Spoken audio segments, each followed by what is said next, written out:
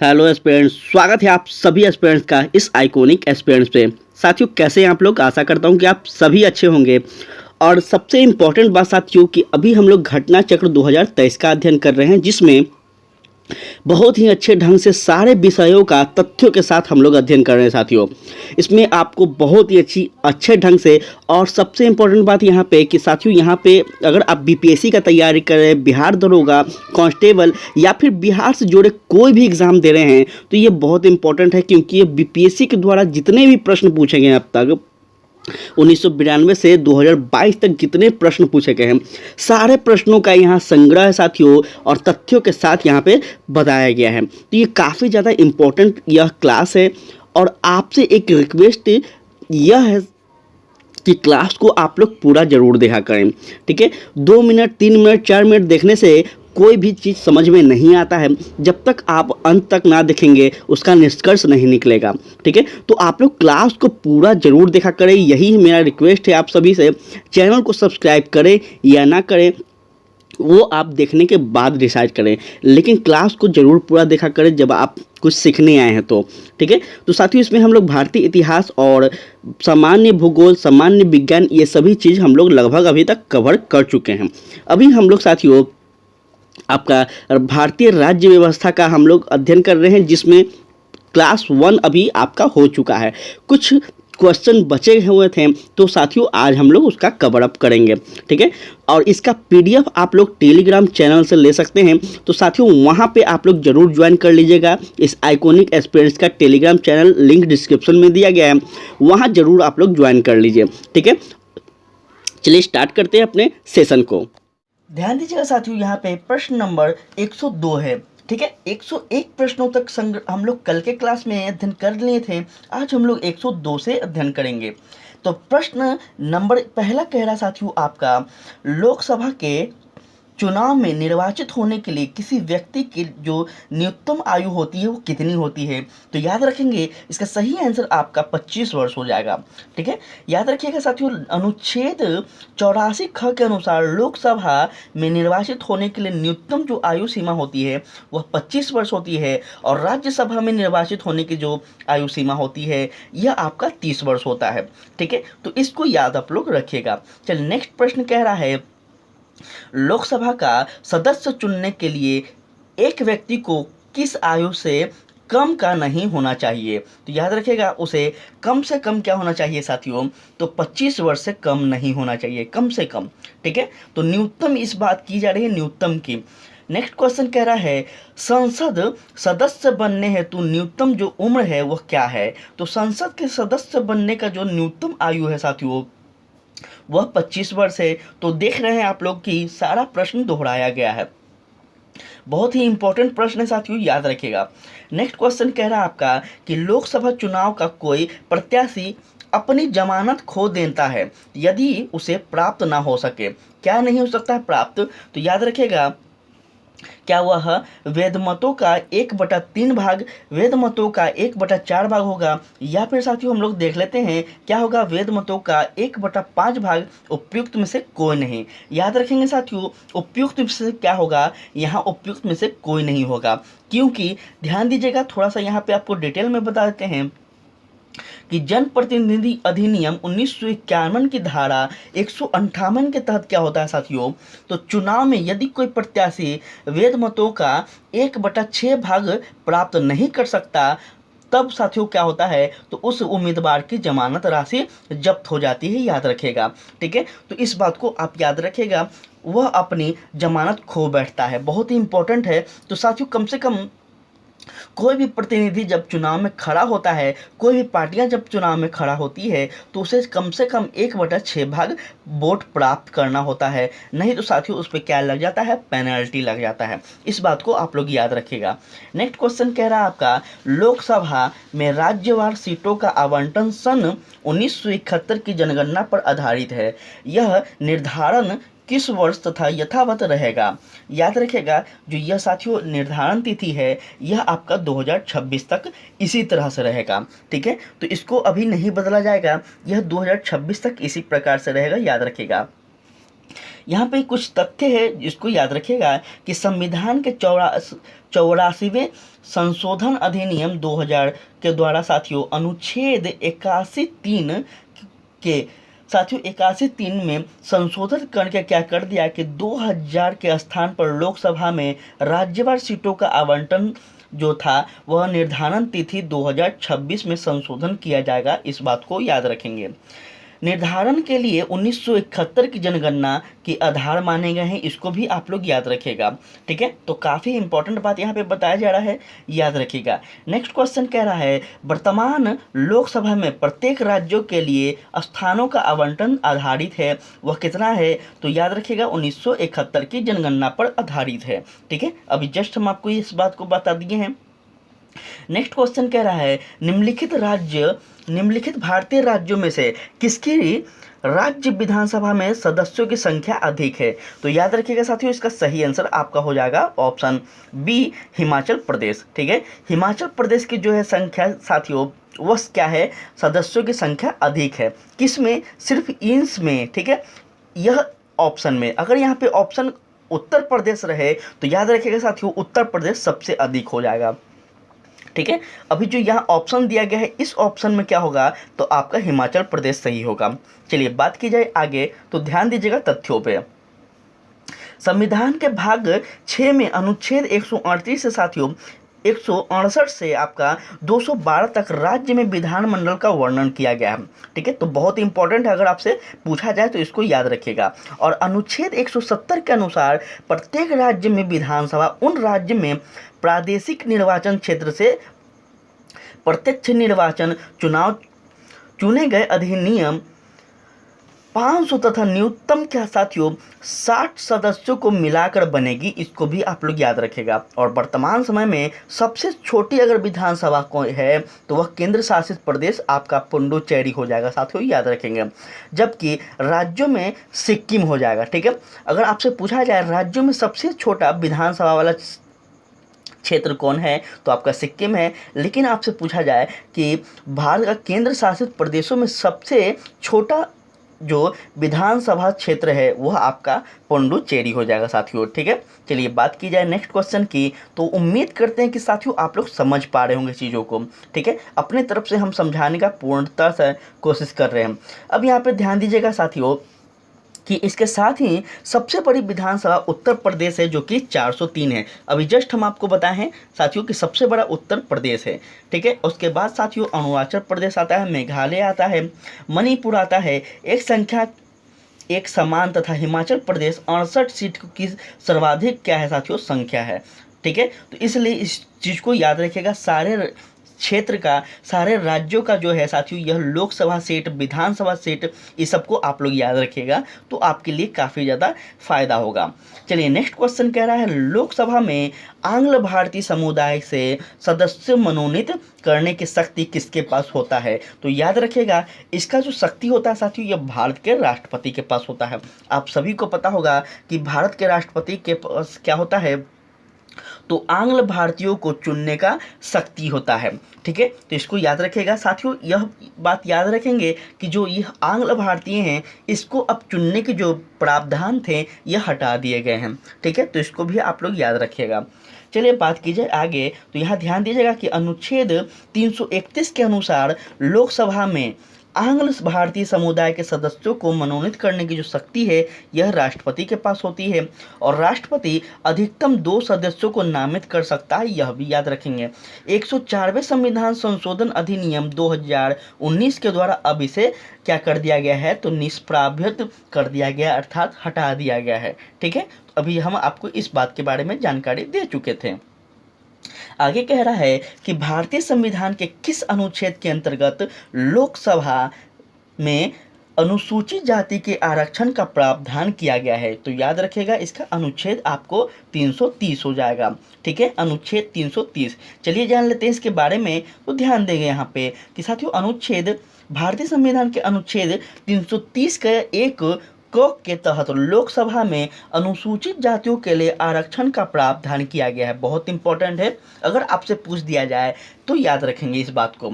अनुच्छेद 330 एक ख में कहा जा रहा है कि असम में स्वशासी जिलों की अनुसूचियां जनजातियों को छोड़कर अन्य अनुसूचित जनजाति के लिए ग में असम के स्वशासित जिलों की अनुसूचित जातियों के लिए लोकसभा में आरक्षण की व्यवस्था की गई है। ठीक है, तो इसको आप लोग याद रखेगा।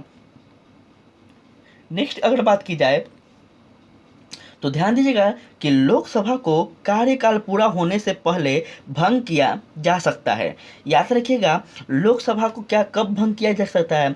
जब प्रधानमंत्री की सिफारिश पर राष्ट्रपति के द्वारा इसे भंग किया जा सकता है। इस बात को आप लोग याद रखिएगा।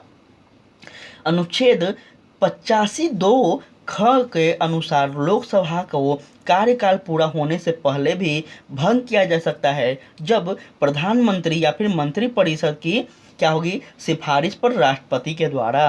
तो इस बात को आप लोग याद रखिएगा।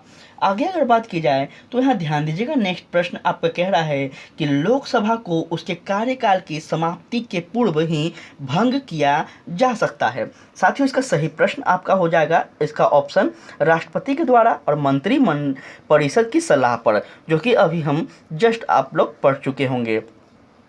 नेक्स्ट क्वेश्चन कह रहा है लोकसभा के कम से कम कितने सत्र बुलाए जा सकते हैं? तो याद रखिएगा, लोकसभा के कम से कम वर्ष में 2 बार सत्र बुलाना होगा। मतलब 6 माह के अवधि में आपको 2 सत्र बुलाना अनिवार्य है लोकसभा में। ठीक है, चलिए बात की जाए आगे तो याद रखिएगा, अनुच्छेद 85(1) के अनुसार लोकसभा की एक सत्र की अंतिम बैठक और आगामी सत्र की बैठक जो होती है वो 6 माह से अधिक का अंतर नहीं होना चाहिए। इस बात को याद रखिएगा। और इस प्रकार से साथियों याद रखेंगे, कम से कम 2 बार सत्र बुलाए जाते हैं। इस प्रकार से आप लोग याद रखिएगा।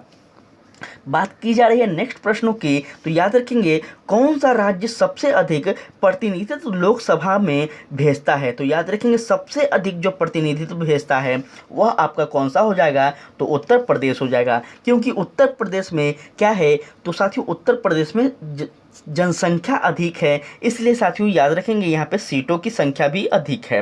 ठीक है, तो इसको आप लोग याद रखिएगा। देखिए यहाँ पे तथ्यों पे अगर बात की जाए तो उत्तर प्रदेश में लोकसभा में सर्वाधिक प्रतिनिधित्व भेजे जाते हैं। विकल्प दिए गए राज्यों की लोकसभा के सदस्यों की संख्या अगर बात की जाए तो बिहार में आपका 40 सीट है, मध्य प्रदेश में 29 सीट और पश्चिम बंगाल में 42 सीट और उत्तर प्रदेश में देखिए 80 सीट है। ठीक है, तो इस प्रकार से अगर आपको दे दिया जाए कि आप क्रम में सजाएं तो याद रखिएगा सबसे पहले आपका उत्तर प्रदेश हो जाएगा, फिर आपका पश्चिम बंगाल, फिर आपका मध्य प्रदेश, बिहार हो जाएगा। तो इस प्रकार से चीज़ों को आप लोग समझते चलिएगा।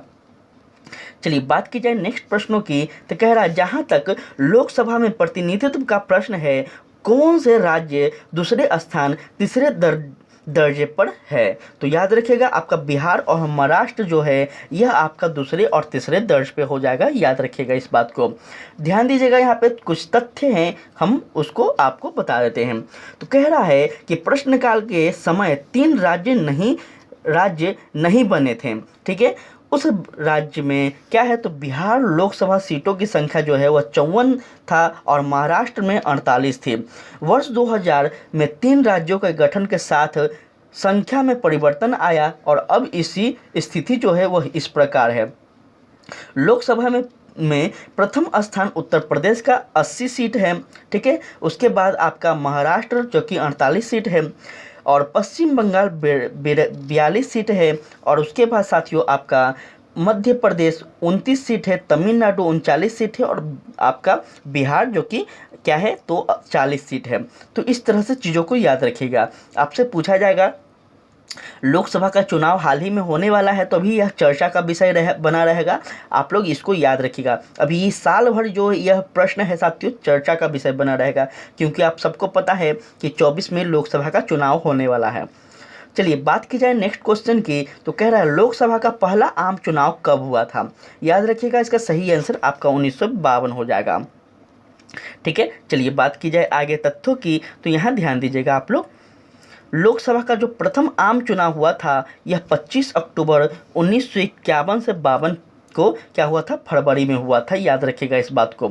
ठीक है, और यह चुनाव कुल साथियों कितना हुआ था, तो याद रखेंगे 489 सीटों के लिए हुआ था, इस बात को याद रखिएगा। लोकसभा का प्रथम जो अधिवेशन हुआ था इसको भी याद रखिएगा, 13 मई 1952 को हुआ था। ठीक है, तो ये सभी बात को आप लोग याद रखिएगा, कॉपी में नोट डाउन करते रहिएगा। पीडीएफ आपको टेलीग्राम पे मिल जाएगा, तो आप लोग वहाँ पे ज्वाइन जरूर कीजिएगा पीडीएफ के लिए। और हमसे जुड़ने के लिए, आप एग्ज़ाम के से जुड़े हुए बातों के लिए हमसे ज़रूर जुड़ सकते हैं साथियों, आप लोग टेलीग्राम को जरूर ज्वाइन कीजिएगा। कह रहा है नेक्स्ट प्रश्न कि राज्यसभा में राज्यों का प्रतिनिधित्व निम्नलिखित में से किस आधार पर दिया जाता है? तो याद रखेंगे उनकी जनसंख्या के अनुपात पर दिया जाता है, इस बात को याद रखेगा। उम्मीद करते हैं कि आप सब चीज़ को समझे होंगे। देखिए, एक बात आपको बता देते हैं कि आप किसी भी स्टेट पीसीएस का तैयारी कर रहे हो, किसी भी एग्ज़ाम का तैयारी कर रहे हो, लेकिन पॉलिटी में कुछ गिना चुना आपका चैप्टर है जिसको आपको पढ़ना चाहिए। ठीक है, उसमें आपका संसद जो है ये बहुत ही इम्पोर्टेंट भाग है, तो इसको आप लोग एक बार हो सके तो पढ़ लीजिएगा। अगर मुझे समय मिला तो मैं जल्द ही आपको यह टॉपिक भी पढ़ाऊँगा।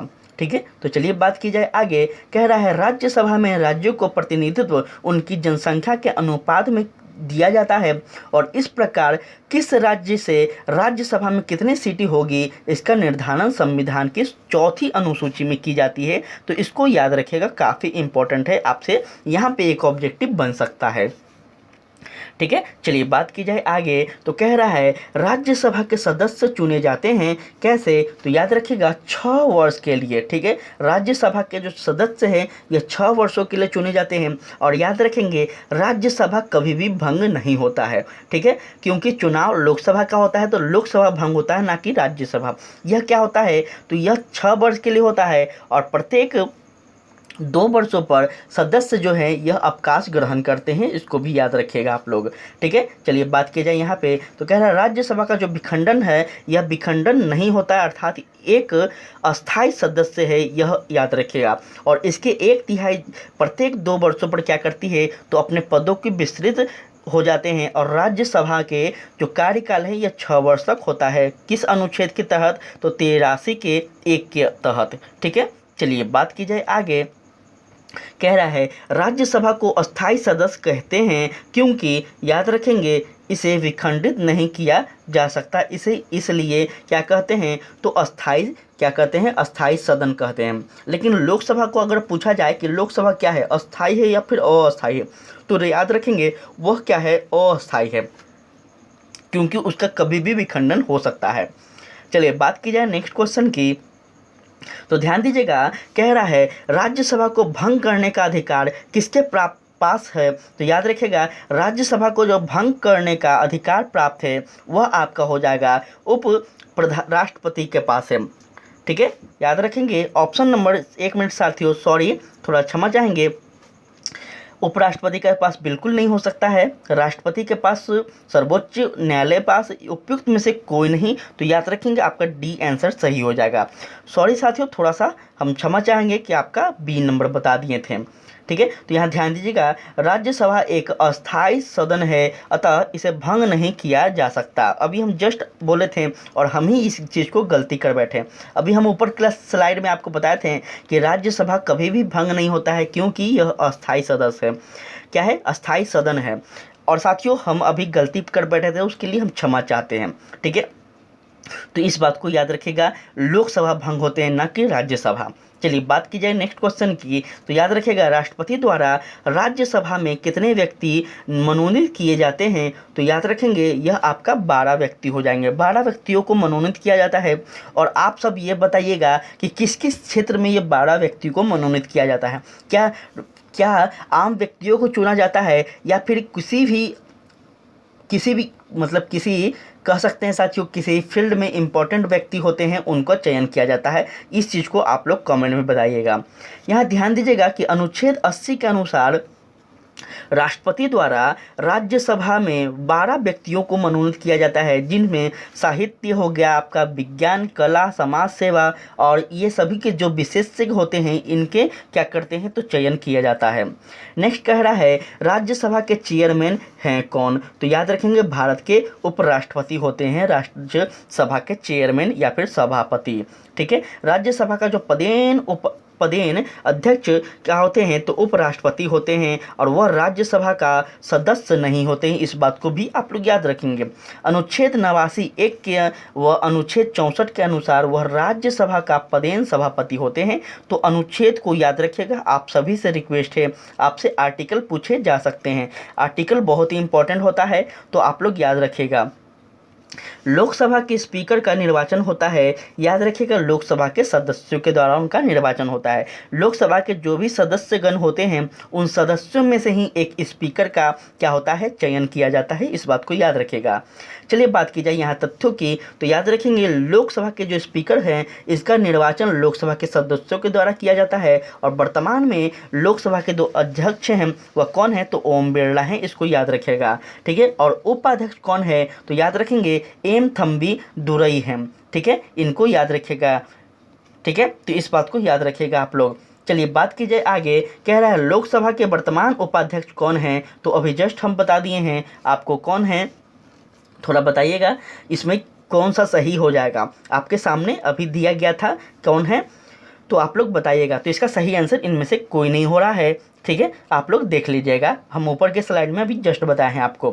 नेक्स्ट क्वेश्चन कह रहा है कि संसद के 2 सत्रों के बीच अधिकाधिक अंतराल होना चाहिए, क्योंकि याद रखिएगा आपका 6 महीनों का होना चाहिए। इस बात को आप लोग याद रखिएगा। अनुच्छेद 85(1) के अनुसार सत्र जो होते हैं, सत्र होते हैं, जो बैठक होते हैं, यह अंतिम बैठक और आगमानी बैठक में कम से कम पृथक बैठक के बीच 6 माह से अधिक का अंतर नहीं होना चाहिए। इस बात को याद रखिएगा। और इस प्रकार 1 वर्ष में कम से कम 2 बैठक अनिवार्य है, ठीक है। ये हम लोग ऊपर के स्लाइड में प्रश्न को कर चुके थे।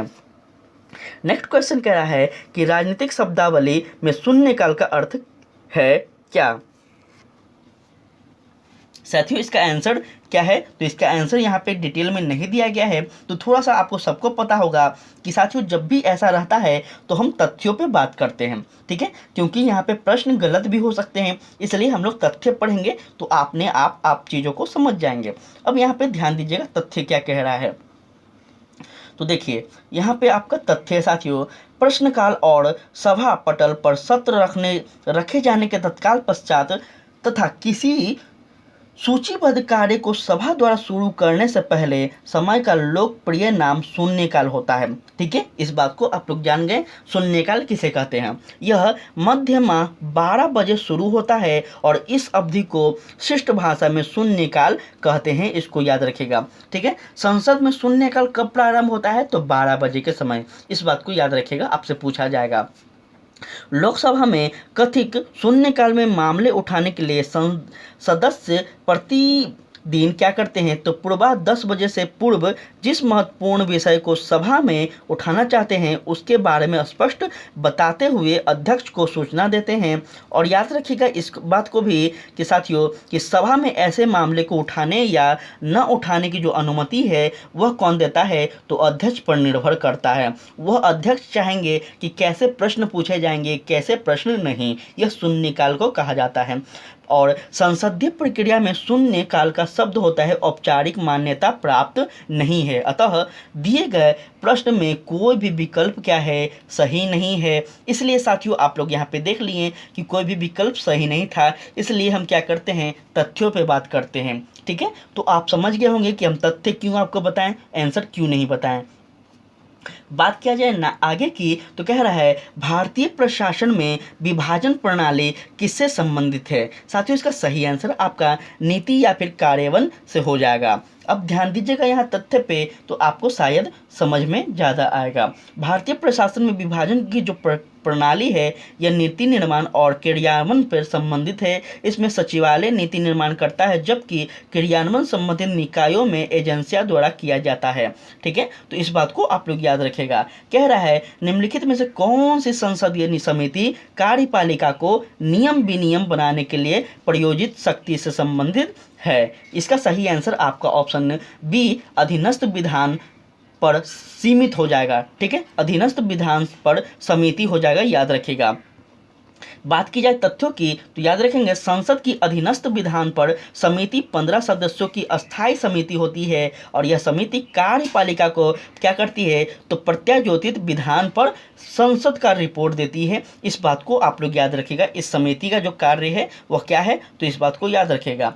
आम आदमी पार्टी जो है यह क्या है तो याद रखेंगे आम आदमी जो पार्टी है यह क्या है तो क्या राज्य पार्टी है, राष्ट्रीय पार्टी है, क्षेत्रीय पार्टी या फिर पंजीकृत पार्टी है। साथियों यह जो ऑप्शन है यह पिछले साल का क्वेश्चन है, इसलिए इसका सही आंसर आपका ई होगा। लेकिन अब से पूछा जाए नया क्वेश्चन तो आम आदमी पार्टी को आप सबको पता होगा हाल ही में क्या कर दिया गया है, इसे राष्ट्रीय पार्टी की दर्जा दी गई है। ठीक है, ये हम करंट का आपको चीज़ बता रहे हैं तो इसको याद रखिएगा आप। चलिए बात की जाए इस क्वेश्चन की तो याद रखेंगे निर्वाचन आयोग निर्वाचन के प्रयोजन हेतु राजनीतिक दलों को पंजीकृत करता है और उनके चुनाव निष्पादन के आधार पर उन्हें राष्ट्रीय फिर राज्य स्तरीय के रूप में मान्यता प्रदान करता है। ठीक है, तो याद रखेगा कि आम आदमी पार्टी को अब क्या हो गया है तो राष्ट्रीय पार्टी की दर्जा मिल गई है। चलिए उसके बाद अगर बात की जाए आगे की तो ध्यान दीजिएगा, आगे यहाँ पे आपका प्रश्न है।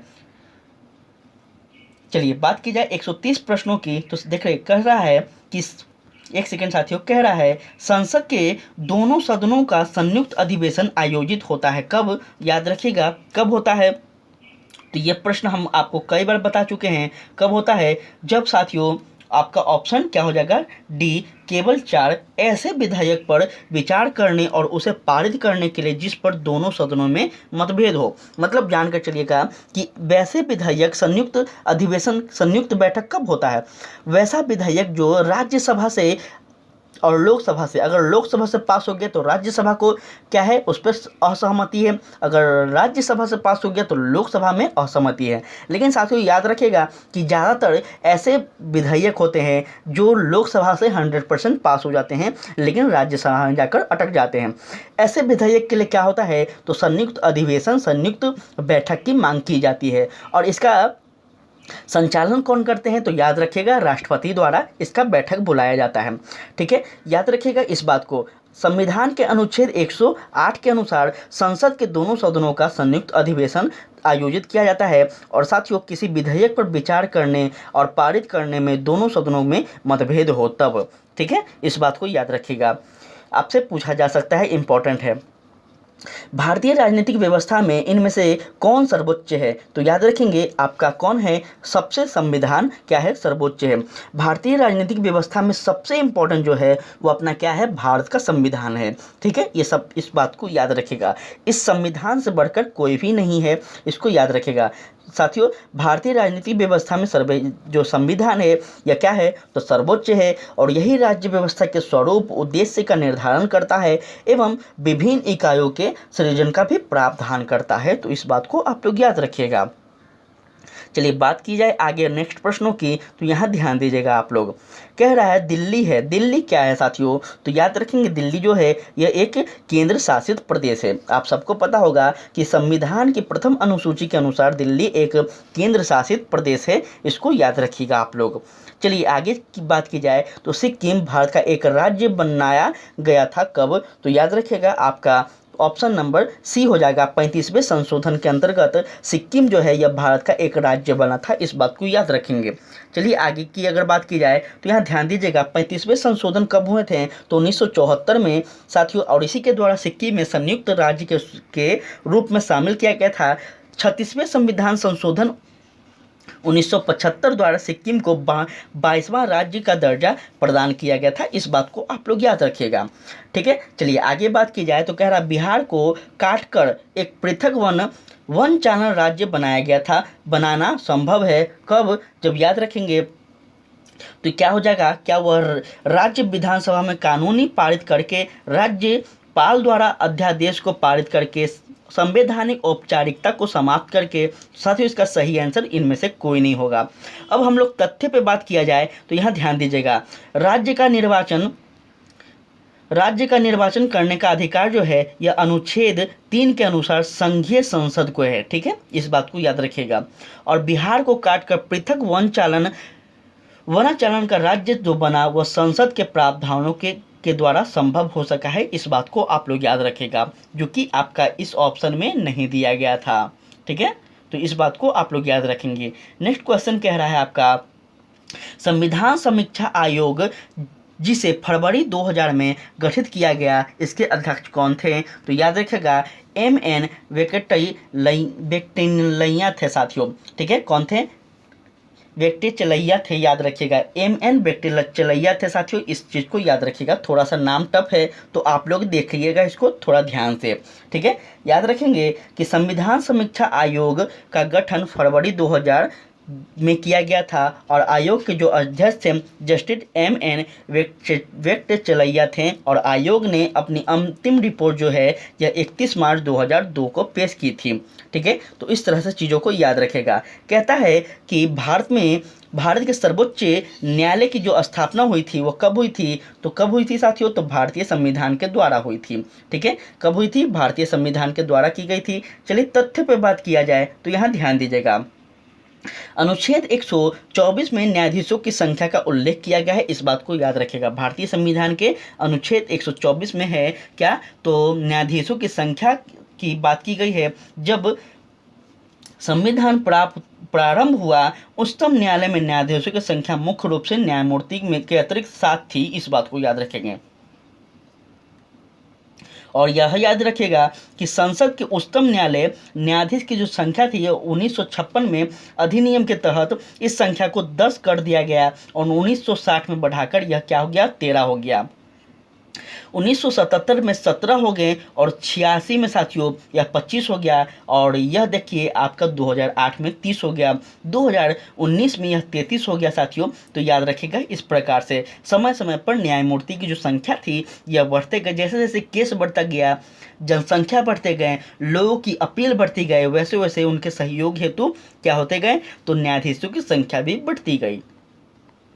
आगे बात की जा रही है कि भारत के सर्वोच्च न्यायालय की स्वीकृति क्षमता क्या होती है? तो याद रखिएगा इसका सही क्या हो जाएगा?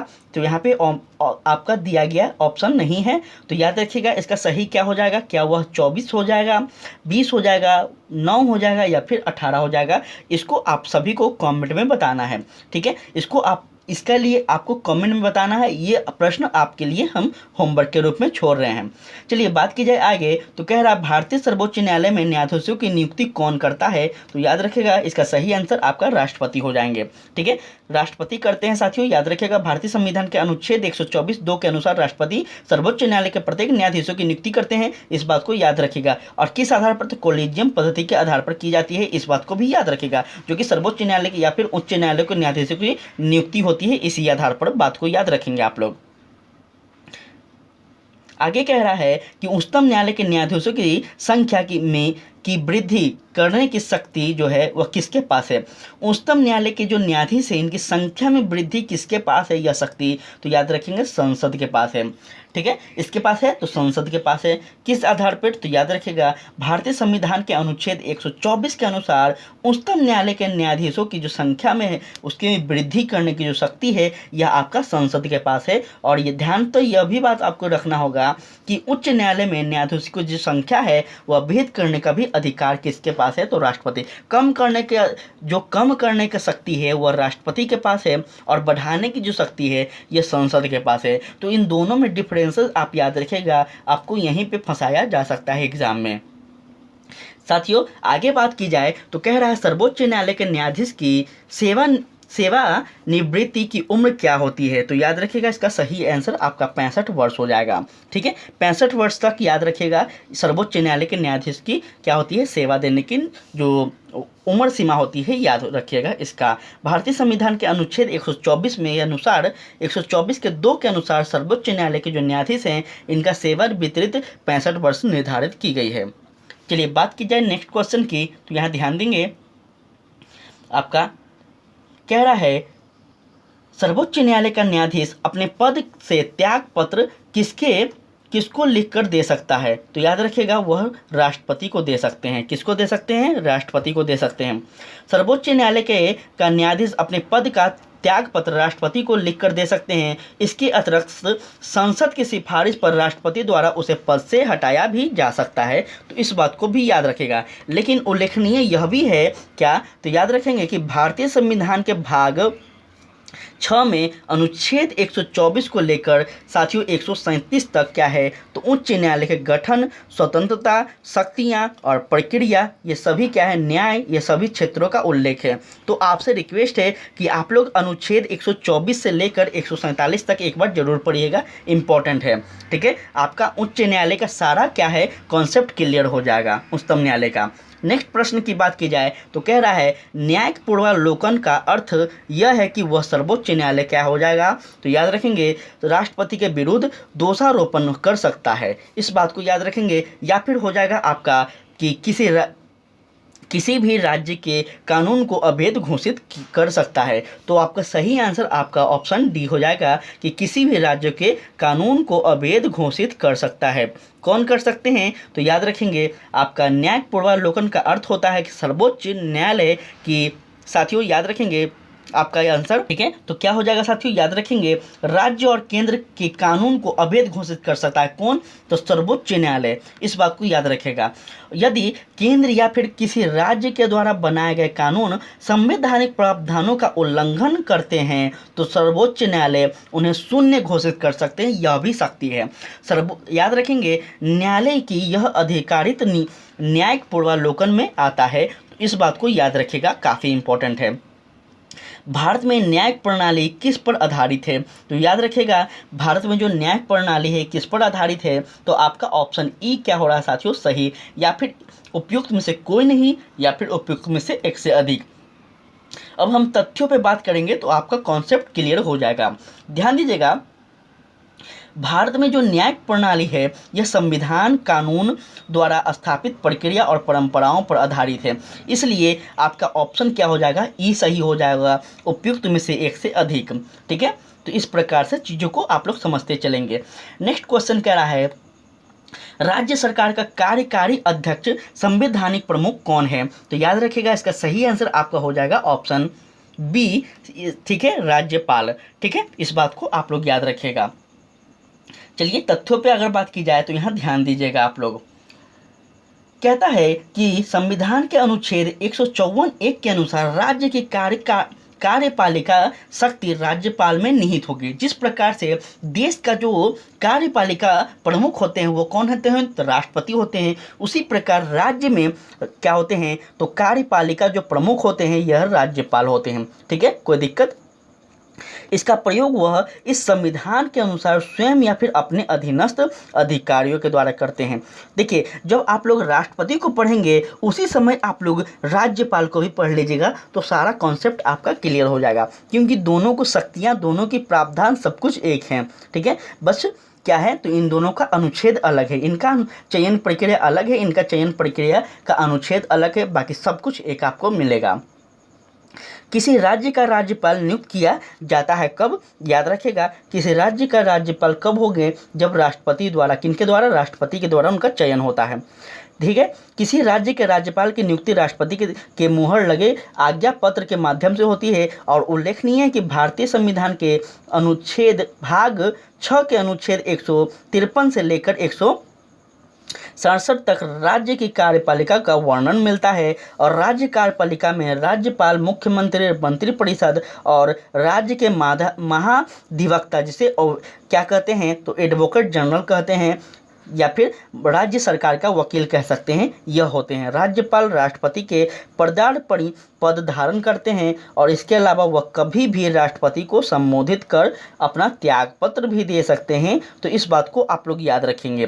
ठीक है, कह रहा है भारतीय संविधान के अनुसार राज्य की विधायिका में सम्मिलित है कौन है, तो याद रखेंगे आपका कौन सा आंसर सही हो जाएगा, तो आपका डी नंबर केवल क्या हो जाएगा, 4, राज्यपाल, विधानसभा एवं विधान परिषद, जहां इसका अस्तित्व है, इसका सही आंसर डी हो जाएगा।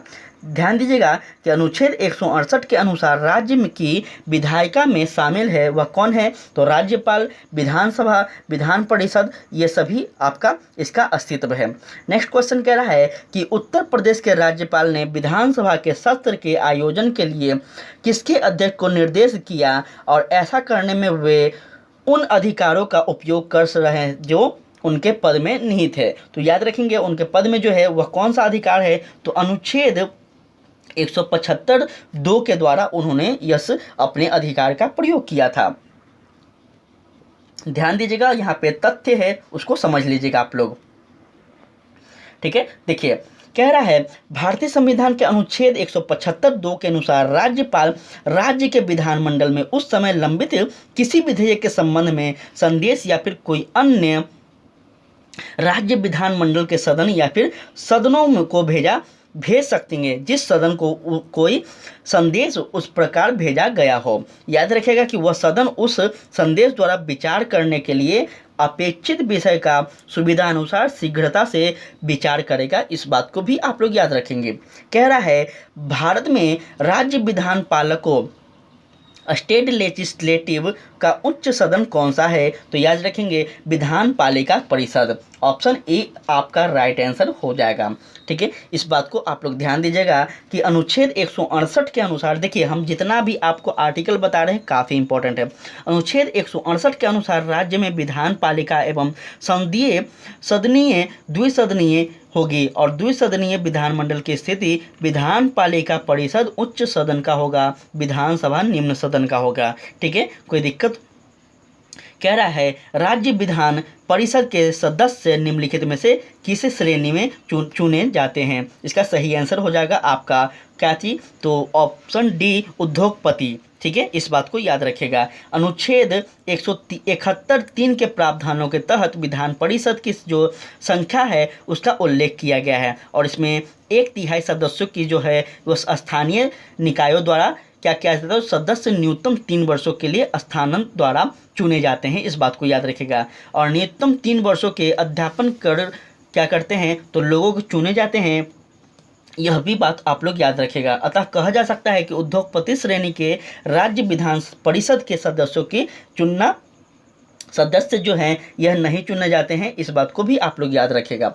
ठीक है, चलिए बात की जाए आगे। तो आगे कह रहा है आपका अंतिम प्रश्न है, यह कह रहा है कि किसी राज्य में विधान परिषद की संरचना अथवा विघटन किस किया जा सकता है? तो याद रखेगा किस आधार पर किया जा सकता है?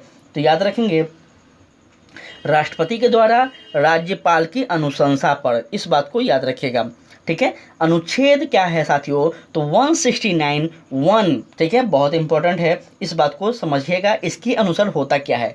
तो इसके अनुसार किसी राज्य में विधान परिषद की संरचना या फिर विखंडन अधिकार संसद को है। किसको है? संसद को है। और संसद ऐसा तब करता है जब ऐसा प्रस्ताव राज्यसभा की कुल सदस्यों की संख्या क्या होती है?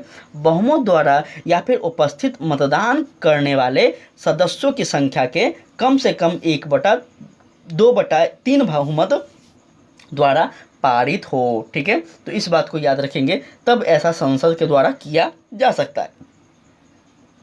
ठीक है, तो साथियों आज के लिए इतना ही। उम्मीद करते हैं कि आप सभी को बहुत ही मज़ा आया होगा क्लास करने में, सब कुछ समझ में आया होगा। अगर कोई प्रॉब्लम हो तो आप लोग कमेंट कीजिएगा। साथियों इसका PDF आपको टेलीग्राम चैनल में मिल जाएगा, तो आप लोग वहाँ पे ज़रूर ज्वाइन कर लीजिएगा। ठीक है, आज के लिए इतना ही साथियों। नेक्स्ट प्रश्नों में हम लोग बात करेंगे और आगे का सेशन। ठीक है, तो आप लोग हंसते रहिए, पढ़ते रहिए और साथियों क्लास को पूरा जरूर देखिए। अच्छा लगे तो लाइक कीजिए, सब्सक्राइब कीजिए और शेयर जरूर कीजिए। ठीक है, तो आज के लिए इतना ही। जय हिंद, जय भारत।